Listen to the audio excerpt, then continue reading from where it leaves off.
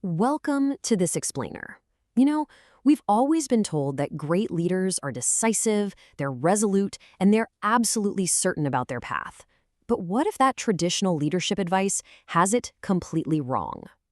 Let me ask you right off the bat, what are you absolutely certain about? It's just human nature to seek out comfort and total certainty, right? Especially when the stakes are high or times are tough. We naturally just want to feel like we have all the answers. But as we're going to explore today, that very instinct might be exactly what's holding you and your entire organization back. Well, the experts at Applied Leadership Partners actually call this the trap of certainty. And it's a big one. It turns out that during times of rapid change, our deep desire for certainty can actually deceive us. It convinces us that the path ahead is crystal clear when in reality it really isn't. This rigidity, this totally false sense of certainty, actively stunts our growth. It inhibits our decision-making, and it completely blinds us to both hidden pitfalls and some massive new opportunities. Okay, let's dive into the business case for curiosity. Think about how we usually picture curiosity. It's kind of like a cat peeking out of a cardboard box, right? It's playful, unconstrained, and yeah, maybe a little bit messy. Harvard Business Review's findings show that curiosity is just a basic human impulse. We naturally want to seek out new experiences. But in a business setting, this messy exploration is absolutely essential. Cultivating it is what helps leaders and employees adapt to incredibly unpredictable market conditions. But here's where it gets really interesting, the hard data. When our curiosity is actually triggered, we make fewer decision-making errors because we actively avoid confirmation bias. Basically, we stop just looking for data that proves we're already right. Harvard Business Review highlighted this fascinating study of e-commerce artisans, and they found that just a slight increase in curiosity resulted in a massive 34% greater creativity. Plus, curious teams communicate way more openly. They put themselves in each other's shoes, and they significantly reduce group conflict. All of that ultimately drives much, much better team performance.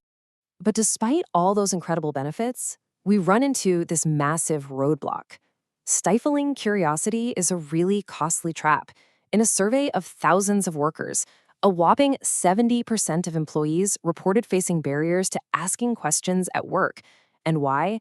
Because leaders mistakenly fear that letting people explore is just going to lead to a costly mess and a total loss of efficiency.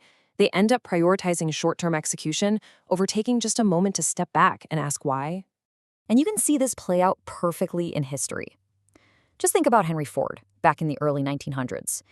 The guy was brilliantly single-minded about efficiency, right? He achieved a staggering 56% market share with the Model T. But he became so utterly obsessed with efficiency that he just stopped exploring. So when consumers suddenly wanted variety in the late 1920s, Ford was totally stuck.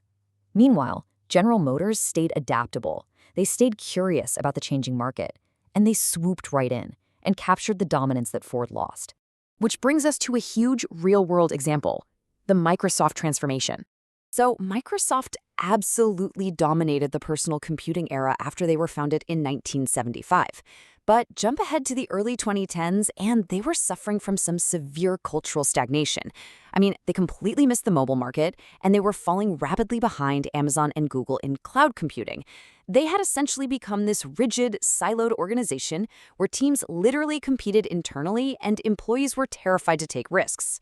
But then, in 2014, Satya Nadella became CEO, and everything shifted. And that leads us to this massive shift. Know-it-all versus learn-it-all.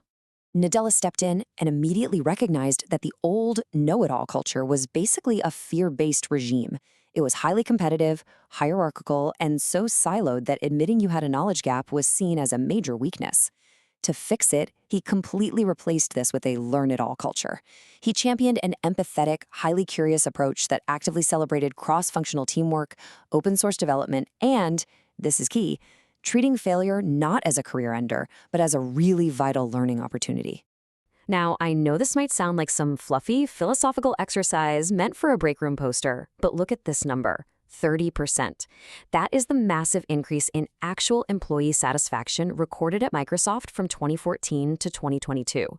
By prioritizing empathy and empowering employees to actually be curious, people felt significantly more aligned with the company's goals and far more engaged in their everyday work.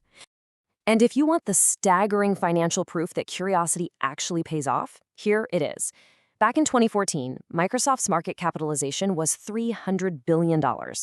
Fast forward to 2022, under this new learn-it-all culture, and it exploded to $2.3 trillion. That's trillion with a T. This astronomical growth in value is directly tied to a culture that finally allowed for exploration and curiosity. And that revenue surge, it wasn't magic. It came directly from this open, curious approach, which empowered Microsoft to heavily pursue cloud computing and artificial intelligence. The result? Microsoft Azure captured 22% of the global cloud market, generating an astonishing $75 billion in annual revenue by 2022. That instantly made them a fierce competitor to Amazon Web Services and Google Cloud. So, how can we actually start bolstering curiosity at work? We've seen the grand case study, but how does this apply to you and your team right now? Well, Harvard Business Review lays out 3 primary strategies for injecting curiosity into your daily leadership practice. Number 1, hire for curiosity. Number 2, model inquisitiveness yourself. And number 3, emphasize learning goals over sheer performance goals. Let's break these down real quick. First up is hiring. Elite companies go to some pretty incredible lengths to find genuinely curious minds. Take Google, for example. They once put up an anonymous billboard in Silicon Valley that just displayed a complex math puzzle. No branding, nothing. If you were curious enough to solve it, it led you to a website with another puzzle, which finally led to a job application. Pretty cool, right? Similarly, the famous design firm IDEO specifically looks for what they call T-shaped employees. These are people with deep specialized skills, so that's the vertical line of the T, who also show immense empathy and curiosity to collaborate across disciplines, which is the horizontal line. A really great actionable tip here is to assess a candidate's interests outside of work. And honestly, remember this, the questions a candidate asks you in an interview are often far more revealing about their natural curiosity than the answers they give to your questions. Okay, moving on to strategy number 2. You've got to model inquisitiveness yourself. When Greg Dyke took over as Director General of the BBC, he didn't give some grand speech dictating his brilliant vision. Instead, he went around and asked his staff this exact question: what is the one thing I should do to make things better for you? And then he genuinely listened. Patricia Fili-Krushel did something very similar at WebMD. She openly admitted to her engineering team that she didn't know everything about their highly technical field, and she literally asked them to teach her. Admitting what you don't know models the exact behavior you want to see in your staff. It gives them permission to be curious too. And that brings us to strategy 3, emphasizing learning goals. You know when Captain Sully Sullenberger successfully landed that failing plane on the Hudson River? It wasn't just raw instinct saving the day. He attributed it to a continuous learning mindset. He was constantly asking himself, what can I learn, even on completely routine flights? And research shows this absolutely translates to business. A really fascinating study of sales professionals found that those focused on learning goals, like mastering a new pitching technique, actually outperformed the salespeople who were fixated solely on hitting raw performance targets. Pixar fosters this brilliantly with a technique they call plussing. When they're brainstorming, they build on a colleague's idea without using any judgmental language at all. Instead of tearing an idea down, they plus it. This keeps the brain in a constant, open state of creative learning. It's such a simple but incredibly effective way to keep a team exploring.